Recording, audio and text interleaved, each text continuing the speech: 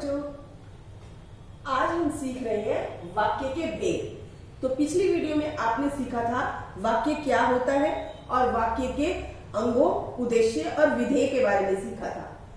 आज हम सीखेंगे वाक्य के भेद। तो अर्थ के आधार पर वाक्य के 8 भेद होते हैं। कक्षा 9 और 10 में अक्सर ऐसे सवाल पूछ लिए जाते हैं, तो आप ध्यान से पढ़िएगा कि अर्थ के आधार पर वाक्य के 8 भेद होते हैं। पहला है विधानवाचक वाक्य। जिन वाक्यों में कार्य के करने या होने का सामान्य बोध होता है उन्हें विधानवाचक वाक्य कहते हैं। जैसे फूल लाल है, यानी विधानवाचक वाक्य, यानी जो नॉर्मल सामान्य तौर पे जो वाक्य होते हैं उन्हें हम सिंपल से वाक्य, उन्हें हम विधानवाचक वाक्य कहेंगे। जैसे फूल लाल है, ये एक सामान्य तौर पे पूछ लिया गया वाक्य है कि फूल लाल है, तो यह है विधानवाचक वाक्य। दूसरा है प्रश्नवाचक वाक्य। प्रश्नवाचक वाक्य कौन से होते हैं?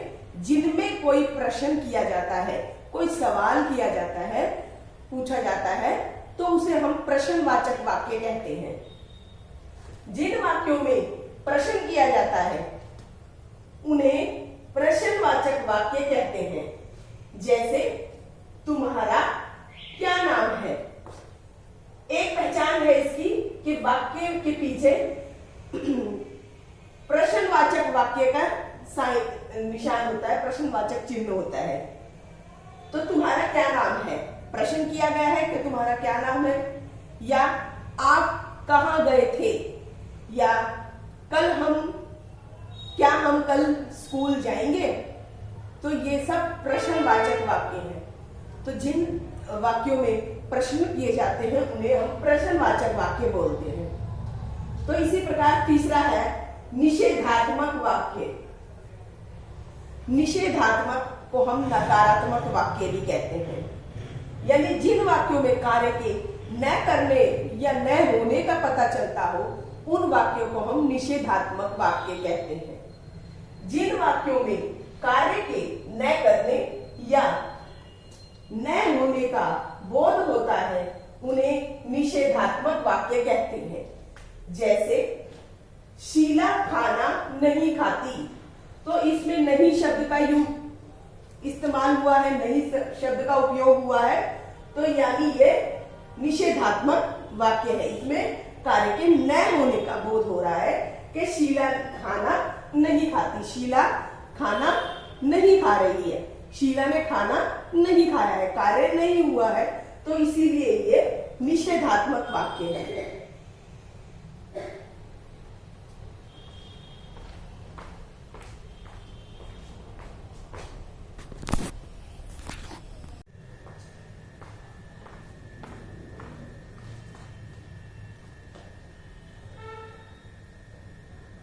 चौथा है संदेहवाचक वाक्य।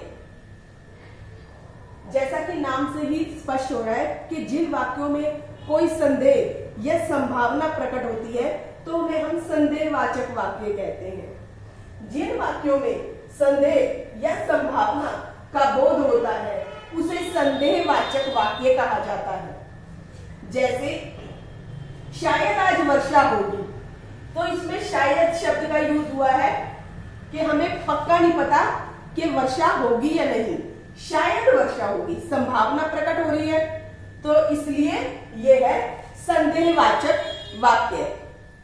अगला है इच्छावाचक वाक्य। जिन वाक्यों में आशा या शुभ कामना आदि का बोध होता है उसे इच्छावाचक वाक्य कहा जाता है। यानी यदि जिन वाक्यों में हमारे मन की इच्छा या शुभकामना, हमारी कोई कामना प्रकट होती है उसे हम इच्छावाचक वाक्य कहते हैं। जैसे भगवान करे आपकी यात्रा मंगलमय हो, तो इसमें हमारी कामना बताई गई है, शुभकामना कि आपकी यात्रा मंगलमय हो, तो यह है इच्छावाचक वाक्य। अगला है संकेतवाचक वाक्य, यानी जिनमें संकेत मिलता हो, वाक्य में जब एक क्रिया का होना दूसरी क्रिया पर निर्भर करता है तो उसे संकेतवाचक वाक्य कहा जाता है।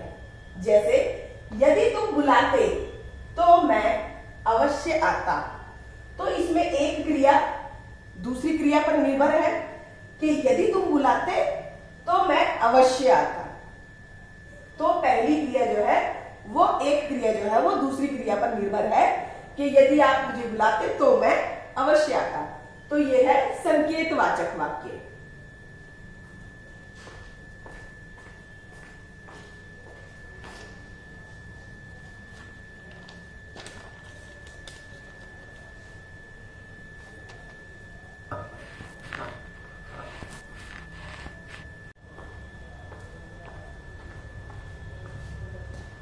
सातवां है आज्ञावाचक वाक्य। जिन वाक्यों में आज्ञा या आदेश का बोध होता है उन्हें आज्ञावाचक वाक्य कहा जाता है। यानी जिन वाक्यों में हम कोई आदेश दे रहे हैं या आज्ञा दे रहे हैं, जिन वाक्यों से हमें किसी आदेश का पता चल रहा है तो उसे हम आज्ञावाचक वाक्य कहेंगे। जैसे कृपया शांत रहिए, तो जैसे कक्षा में अध्यापिका कहती है बच्चों को कि कृपया शांत रहिए, वो आदेश दे रही है बच्चों को, तो इसीलिए ये आज्ञावाचक वाक्य है। अगला है विस्मयादिबोधक वाक्य। जिन वाक्यों में हर्ष, शोक, आश्चर्य का बोध होता है उसे विस्मयादिबोधक वाक्य कहा जाता है। यानी जिन वाक्यों से हमें किसी प्रकार का आदेश, हर्ष का बोध हो रहा है, किसी शोक का बोध हो रहा है, किसी आश्चर्य का बोध हो रहा है, तो उन्हें हम विस्मयादिबोधक वाक्य कहेंगे। एक इसकी ये पहचान है, इसमें ऐसा साइन लगता है। तो उदाहरण है जैसे इसका, अरे सीता ने तो सारे लड्डू खा लिए, तो ये आश्चर्य हो रहा है कि सीता ने सारे लड्डू खा लिए हैं। एक उदाहरण और है इसका, हाय अमित के दादाजी नहीं रहे, तो इसमें हमें शोक के बारे में पता चल रहा है कि हाय, इसके बाद जो है ये हमने ये चिन्ह लगाया, विस्मय बोधक चिन्ह कहा जाता है इसे, कि अमित के दादाजी नहीं रहे, तो ये विस्मयादिबोधक वाक्य है। आई होप आपको सभी वाक्यों के बारे में अच्छे से पता चल गया होगा। तो प्लीज मेरे चैनल को सब्सक्राइब कीजिए और वीडियो को लाइक कीजिए और ज्यादा से ज्यादा शेयर कीजिए। Okay, bye.